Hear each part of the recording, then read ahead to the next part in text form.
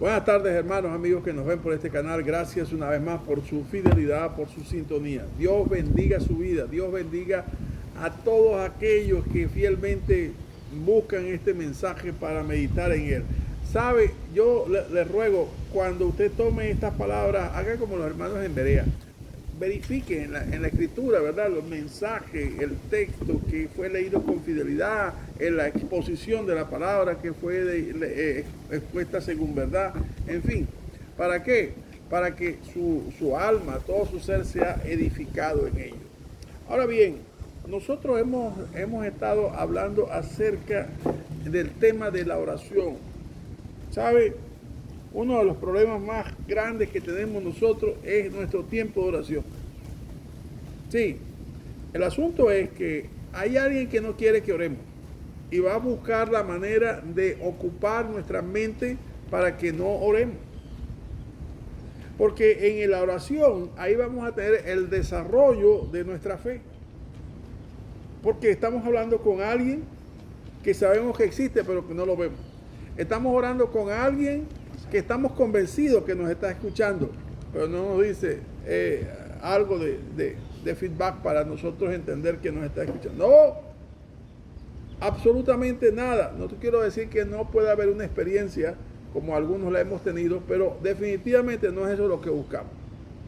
Y ahora que nosotros, tenemos una vida de oración con Dios, decimos, oye, ¿cuánto tiempo hemos perdido con esto? ¿Cuántos hombres en la historia hay que han sido un ejemplo y que son hoy día un ejemplo de gente de oración? Una vez me preguntaban a mí en la universidad, me decían, Alejandro, ¿cómo está tu relación con Dios? Relación con Dios. Yo me hacía el Willy Wonka y buscaba cualquier respuesta, ¿verdad? Como buen maracucho para salir del atolladero, pero el asunto es que honestamente de qué relación estaba hablando y en qué sentido quiere saber la relación. ¿Por qué? Porque la verdad es que yo no tenía ninguna relación con Dios. Pero hoy yo no voy a hablar a los cristianos como cómo está tu relación con Dios, sino cómo está tu tiempo de oración con Dios, cómo está tu conversación con Dios. ¿Sabes? Si de alguna manera nosotros tuviéramos que entender que la oración no es un monólogo, es una conversación donde hay 4 personas involucradas. Sí, 4 personas involucradas. Así que no puede ser una conversación fastidiosa, sino hay 4 que están compartiendo ahí. Uno es el Padre. Cuando oréis, oraréis así: Padre nuestro que estás en el cielo. Está dirigiendo a quién las palabras, al Padre. Y le está diciendo Padre, y usted puede empezar adorando y decir: Padre, tú eres magnífico, tú eres extraordinario, tú eres eterno, tú eres santo, santo, santo. No hay nadie como tú, Señor. Mi alma no logra a ordenar palabras o adjetivos que puedan manifestar la grandeza de tu nombre. Y ahí usted se va, porque es así, es verdad. Está que adorando a Dios. Ahora usted segundo dice: Señor Jesucristo, gracias por despojarte de tu gloria. Gracias por no estimar ser igual a Dios como cosa que aferrarte, sino que te hiciste como un hombre igual que nosotros, ¿verdad? Semejante a los hombres. Y estando en esa condición te humillaste, aprendiste obediencia, estando en la condición de hijo. Y no solamente obediencia fácil, sino hasta la muerte. Y muerte de cruz. ¿Cómo no voy a agradecerte, Señor, lo que hiciste por mí? ¿Cómo no voy a declararte todos los días, Señor mío y Dios mío? ¿Cómo no voy a confiar si la obra tuya fue perfecta? No solamente dice el pasaje, mire, y con una sola ofrenda hizo perfecto a los santos para siempre. O sea que con ese sacrificio tuyo, nosotros somos perfectos delante del Padre, somos justificados delante del Padre. No en el momento en que oramos, no, siempre. Así cometamos errores, así como estamos, Dios Padre nos ve a través de su Hijo Jesucristo y de la obra que Él hizo por nosotros. Wow. Y usted, la tercera persona, usted le dice: Señor, gracias Espíritu Santo, mi buen consolador, mi buen guiador. Gracias por revelarte a mi vida, gracias por convencerme de pecado, gracias por revelarme progresivamente la persona de Cristo, gracias por revelarme tu palabra, gracias por mostrarme el propósito, gracias por darme capacidades o dones de tu Espíritu, de ti mismo, para poder yo servir en medio de tu cuerpo.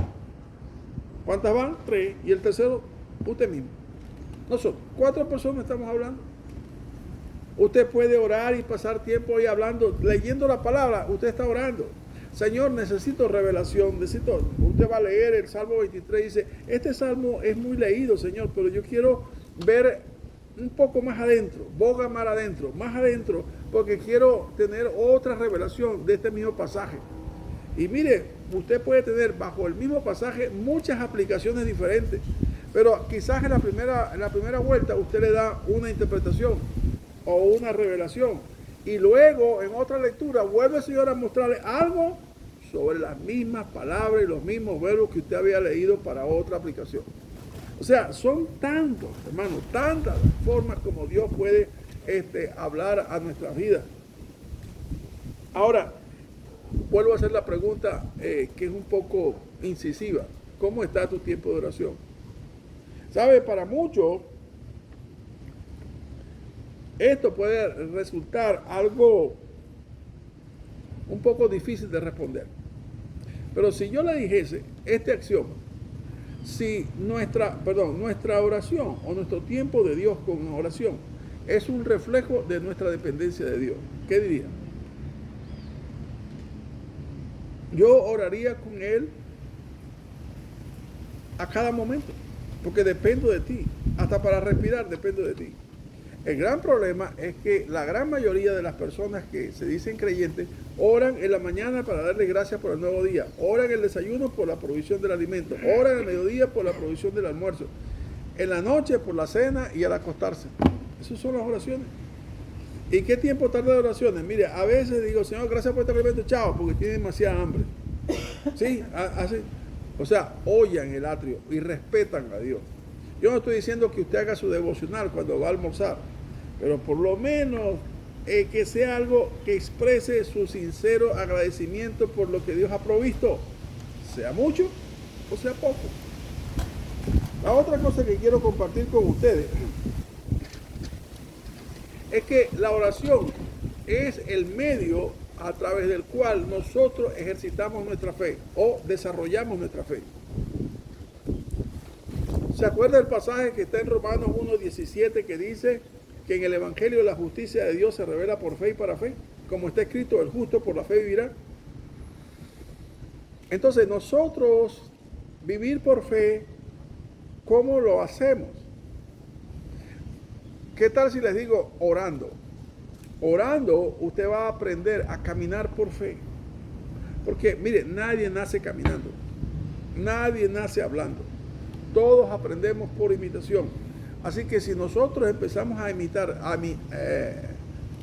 sí, cómo orar, estamos imitando cómo depender de Dios, y así estamos hablando de que dependemos de alguien que no vemos y dependemos de la provisión que no ha llegado. Eso es fe. Hay hombres que han sido en la historia unos ejemplos emblemáticos. Me viene a la mente Jorge Müller. ¿Se acuerda Jorge Müller? Quizás nadie daba un dólar por Jorge Müller cuando tenía 17 años. Cuando llegó ebrio, trasnochado al sepelio de su madre. ¿Quién daba algo por eso? Pero cuando Dios lo tomó, fíjense, la obra de Jorge Müller alimentó más de 10.000 niños huérfanos en Inglaterra. 10.000 niños huérfanos. Él le proveyó alimento. Mejor dicho, Dios lo usó a él. ¿Y sabe cuál era el emblema de él, la consigna de él? Es que esto es un asunto de Dios y no de hombre. De tal manera que él dijo, lo que voy a hacer aquí es esto. Nunca vamos a pedir dinero a nadie. Dios se va a encargar de proveer. Y así pasó. Por eso es que ese hombre tenía bastante tiempo para orar, niño por niño, situación por situación, día por día. Porque estamos hablando de alimentos y allá no había muchas cavas refrigeradoras y muchas maneras de preservar alimentos. Tenían que estar diariamente proveyendo el alimento. Entonces, hermanos míos, hay una enseñanza central en este mensaje que voy a compartir con ustedes hoy. Es acerca de la necesidad de orar y no desmayar. Porque para nosotros cualquier situación pudiera ser adversa. Oye, ¿para qué vamos a orar? Si ya el médico diagnosticó una metástasis, un cáncer terminal o que, qué sé yo, cualquier cosa. Mire, hermano, nunca deje que el hombre diga la última palabra. La última palabra la tiene Dios. Así que vamos a pasar un pasaje, vamos a leer un pasaje que está en Lucas capítulo 18, versículo del 1 al 8. También le refirió Jesús una parábola sobre la necesidad de orar siempre y no desmayar, diciendo: había en una ciudad un juez que ni temía a Dios ni respetaba a hombres. Había también en aquella ciudad una viuda, la cual venía a él diciendo: hazme justicia de mi adversario. Y él no quiso por algún tiempo, pero después de esto dijo dentro de sí: aunque ni temo a Dios ni tengo respeto a hombres, sin embargo, porque esta viuda me es molesta, le haré justicia. No sea que viniendo de continuo me agote la paciencia. Y dijo el Señor: oíd lo que dijo el juez injusto. ¿Y acaso Dios no hará justicia a sus escogidos que claman a Él día y noche? ¿Se tardará en responderles? Os digo que pronto les hará justicia.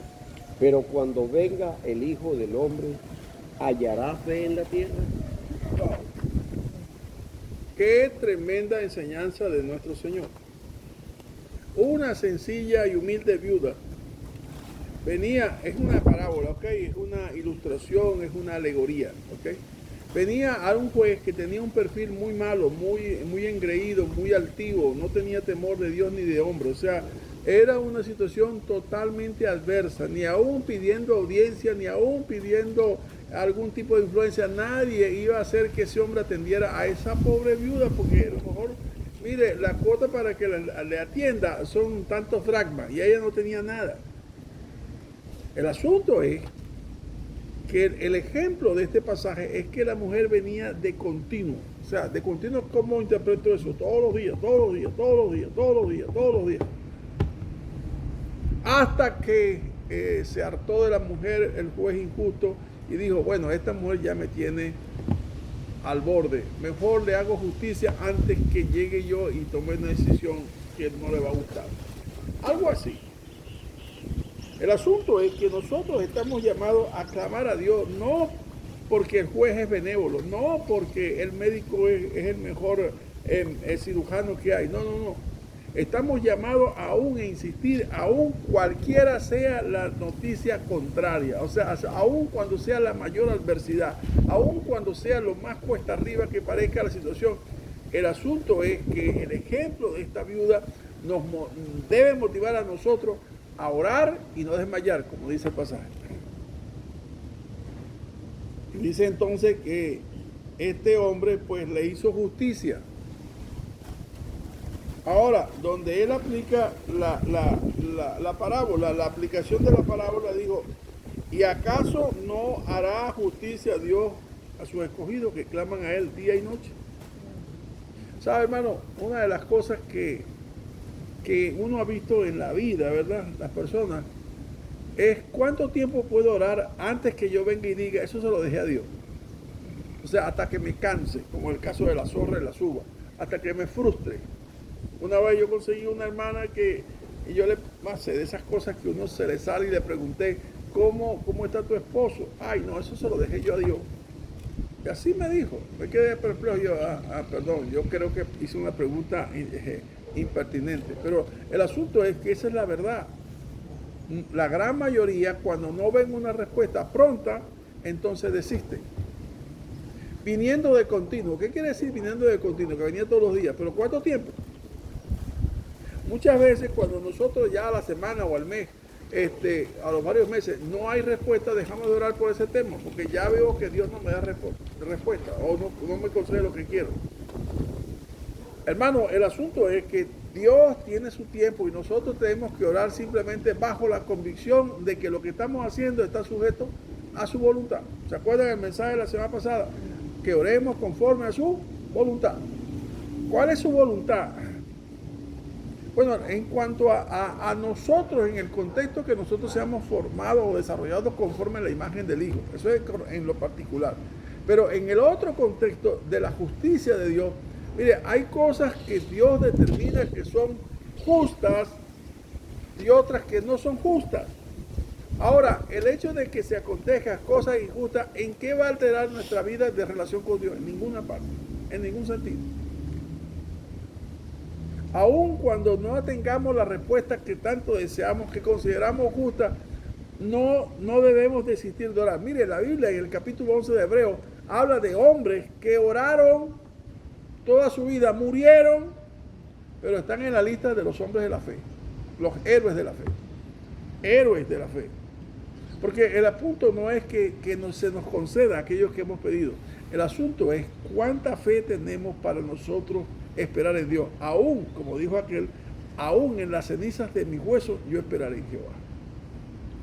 Amado, nosotros debemos orar y no como dice la palabra, y no desmayar.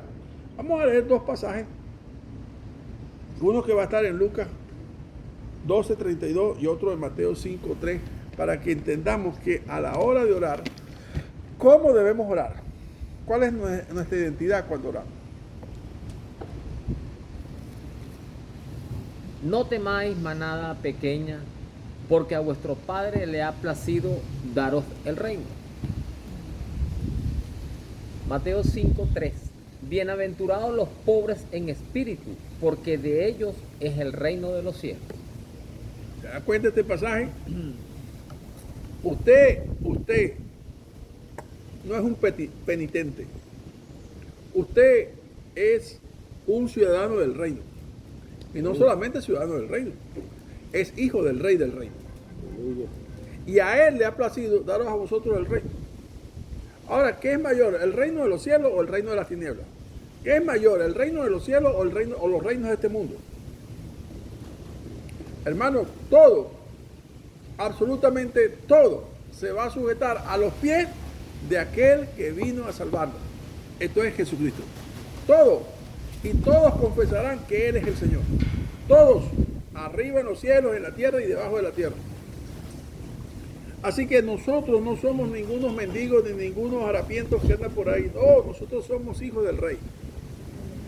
Y como hijos del Rey tenemos que ejercer la autoridad que tenemos como hijos del Rey. Por eso cuando nosotros demandamos algo, hágalo con autoridad. No decrete, ni condene, ni ate, ni... Señor, en tu nombre, ¿verdad? En tu nombre hago nula toda maquinación del diablo sobre este cuerpo. Desde ya, desde este momento, hago nula y que no participa más en la mente de este hombre o de esta mujer. Señor, en tu nombre, ¿verdad? Bajo la voluntad tuya, en tu nombre, yo declaro a esta mujer sana. Sí, tendrá que hacer declaraciones porque usted tendrá que... Pero no ese tipo de declaraciones como que usted es magnánimo. No. La voluntad de Dios está por encima de nosotros. La voluntad de Dios es perfecta. La voluntad de Dios es santa. La voluntad de Dios es incólume. La voluntad de Dios no hay nada que añadir. Nosotros no podemos asumir un rol que no debemos. Nosotros tenemos que ejercer la autoridad como hijos que somos. Pero aguas abajo, no aguas arriba. Porque por encima de nosotros hay la autoridad que es la del Hijo, como cabeza de la iglesia, y nosotros somos su cuerpo. Así que si nosotros tenemos que orar, hermanos, tenemos cómo orar, como hijos y como ciudadanos del reino, donde todas las cosas que están en este reino y en el reino celeste están sujetas al reino celestial. Están muy por debajo del reino celestial. Así que si nosotros tuviéramos que tomar el último versículo que leyó nuestro hermano de Lucas, cuando el Hijo del Hombre venga, hallará fe en la tierra. Yo siempre digo esto, Dios no da puntada sin dedal. Jesucristo cuando habla, Él sabe lo que pensamos nosotros. No está la palabra en nuestra boca y Él la sabe. Él sabe cómo estamos pensando. Y Él sabe que nosotros somos así, que nosotros fallamos en gran manera y tenemos que ejercitarnos para evitar o para reducir ese margen de falla. Él dijo así, os digo que pronto hará justicia, pero, ahí viene el pero cuando venga el Hijo del Hombre, hallará fe en la tierra. O sea, ¿habrá gente realmente orando? ¿O estarán de aquí para allá como los que no tienen Dios? ¿Estarán de aquí para allá con el mismo desasosiego que tiene la gente que no tiene a Dios? Hermano, mire, Les recomiendo el mensaje de la próxima semana, porque el mensaje de la próxima semana vamos a hablar acerca de que la oración es un reflejo de nuestra dependencia de Dios. Si no nos ejercitamos en esto hoy, nosotros ante las noticias que van a venir mañana, vamos a estar corriendo como los que no tienen a Dios en su vida. Por eso yo le ruego que ejercite el tiempo de oración, ejercite su tiempo con Dios, para que de alguna manera desarrolle usted mismo en su vida su total dependencia de Él. Que el Señor le bendiga donde quiera que se encuentre.